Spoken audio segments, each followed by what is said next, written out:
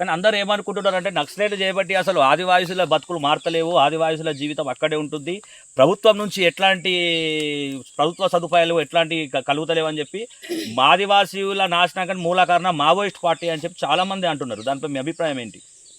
ఒక్కటి చెప్పదలుచుకున్న ఈ విషయంలో మాత్రం ఏ ప్రభుత్వాలైనా ప్రజలకు కావలసింది విద్యా, వైద్యం, ఇవి రెండింటి మీద ఏ ప్రభుత్వమైనా దృష్టి పెట్టినా కూడా మావోయిస్టు పార్టీ దాన్ని వ్యతిరేకించదు.